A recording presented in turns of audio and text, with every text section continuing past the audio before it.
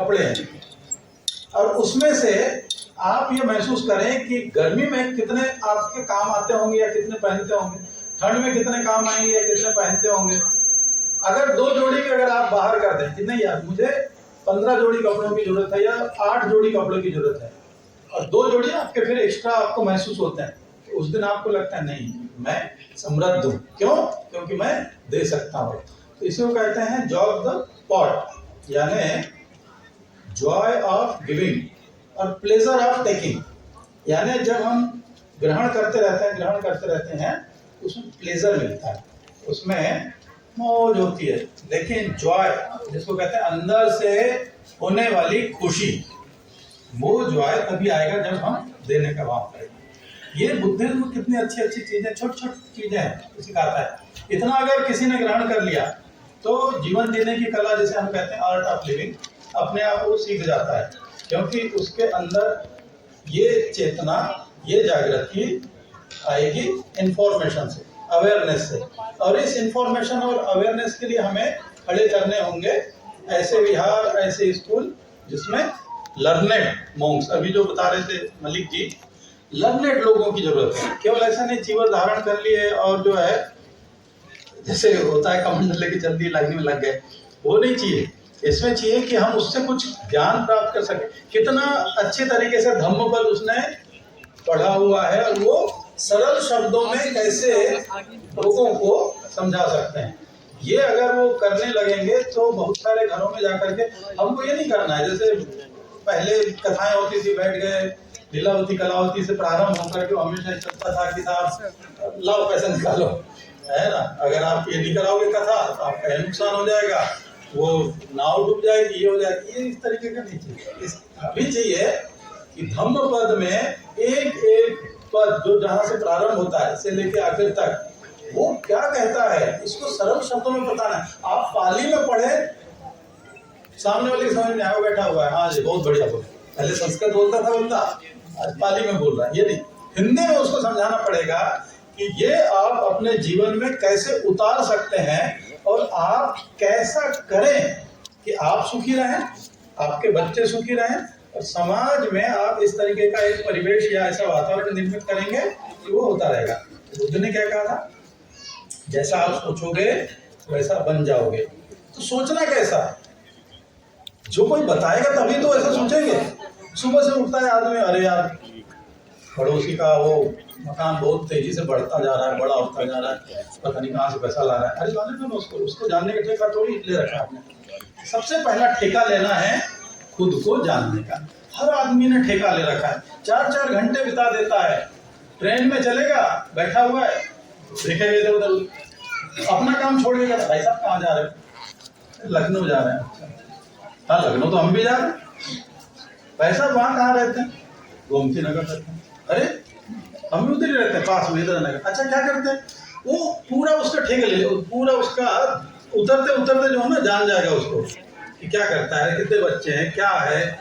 और फिर घर में आकर के अपने बच्चों को बताए, पता है फलाने की जो है बच्चा वहाँ पढ़ रहा है, ये कर रहा है। तो सब छोड़िए, सिंपल सा चीज है, सबसे पहले अपने को जानने का ठेका लेना। इसी को विपश्यना के माध्यम से गौतम बुद्ध ने समझाया।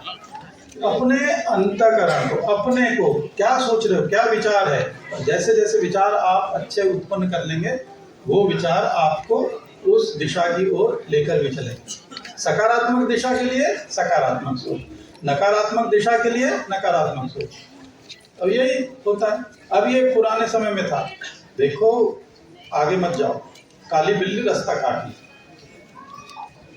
अब कुछ हो ना हो, अगर उसके दिमाग में आ गया, ये सोच घुस गई कि काली बिल्ली रास्ता काटी, मेरे साथ अनिष्ट होने वाला है, हो जाए, फिर कोई नहीं रोक सकता, कुछ भी गड़बड़ होगी। सोच के ऊपर है।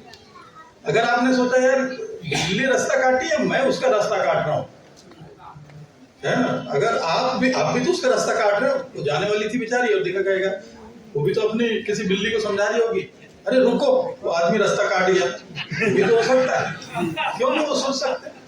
तो इसलिए इस सब चक्कर में रहिए। उस जमाने की बात थी जब ऐसे छोटी छोटी चीजें हम लोग विचार करते थे। क्यों बिल्ली रास्ता काट गई का मतलब ये है कि उस समय खपरेल के घर, वो इधर से घुस जाती थी, उधर से घुस जाती थी, उसमें सब घरों में छेद ही छेद होते थे।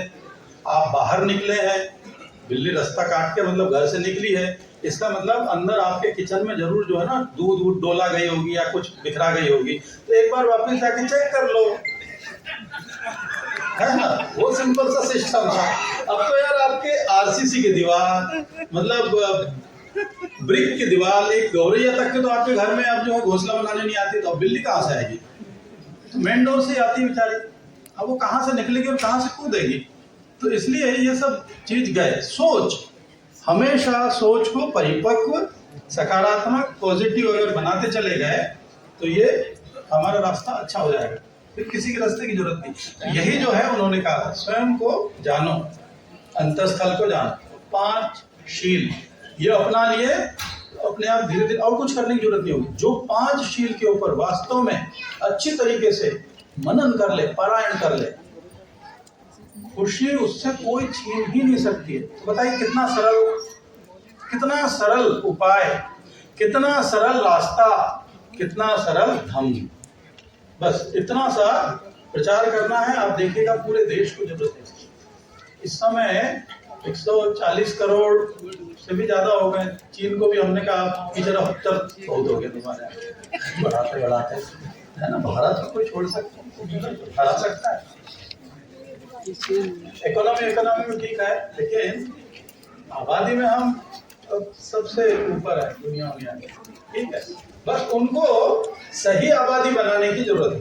वो लोग जो है अच्छा जागरूक हो, अच्छे शिक्षित हो, अच्छे संस्कारित हो, शीलवान बन जाएं, तो फिर इस देश में वापस जो बुद्धिज्म था, और उस समय सोने की चिड़िया भी कहलाता था और उस समय विश्व गुरु भी कहलाता था।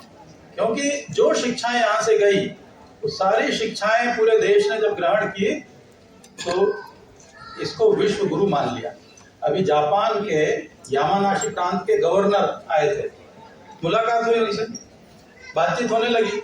मैंने उनको बताया कि इतने इतने स्थल है हमारे यहाँ, बड़े अच्छे अच्छे जगह। थोड़ी देर बाद सोचने के बाद उन्होंने एक बड़ा अच्छा जवाब दिया।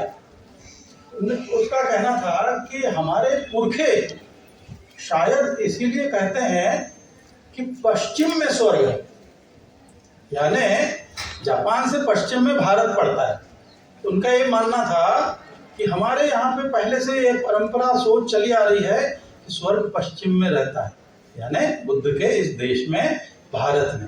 ये जापान के उस गवर्नर के विचार थे। हम लोग चाहेंगे कि ज्यादा से ज्यादा लोग यहाँ विजिट करें और हम लोग सीखें, सीख करके जाएं। एक्चुअली अब उनको लगता है कि यहाँ कुछ नहीं बचा है, इस वजह से बहुत सारे देशों से लोग नहीं आते। हमने गगन मलिक जी से यही कहा है कि 39 कंट्रीज में लोग हैं। एक मंगोलिया में, जब मंगोलिया से हमारे बहुत अच्छे पहले संबंधित है, एक कुशक बाकुला नाम के मोंक जब वहां गए, एम्बेसडर बना के भेजा गया था।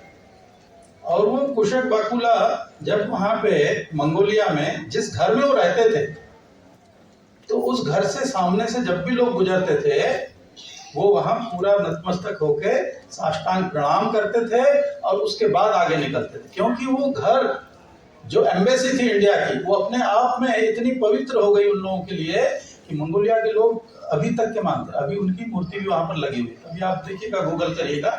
इस तरीके से पूरी दुनिया में ये विश्व गुरु था, रहा है। अब उसको वापस इसी तरीके से स्थापित करने की आवश्यकता है। तो आप सब लोग जब प्रयास करेंगे, जैसे इस बार पहली बार चैंटिंग के लिए यहाँ पर मिला है, विश्व स्तरीय चैंटिंग के आयोजन के लिए, तो ये प्रयास फिर आगे बढ़ेगा और फिर आगे जा करके हम वास्तव में अपने मुकाम को हासिल कर भी लेंगे। तो मैं आप सब लोगों को बहुत बहुत धन्यवाद देता हूँ, बधाई देता हूँ, और राजेश चंद्रा जी को और आप सभी लोगों को कि एक अच्छे कार्य में आप सभी लोग जुड़े हुए हैं। हमारा एक संगठन है छोटा सा, प्रबुद्ध तथागत फाउंडेशन। ये बालाघाट मध्य प्रदेश के गाँव में हम लोग छोटी छोटी गतिविधियाँ करते हैं। बच्चों को पढ़ाते हैं, करीब 550 बच्चे हैं। फिर वहाँ आदिवासी और दलित इलाकों में कैंप लगाते हैं, स्वास्थ्य कैंप। हम भी आपको संस्था की तरफ से 1 लाख रुपया कह देंगे उनको कि दान करें। तो उस तरीके से धीरे धीरे बूंद बूंद से घट बढ़ा, है ना, ये हो जाएगा। ठीक है। नमो बुद्धाय।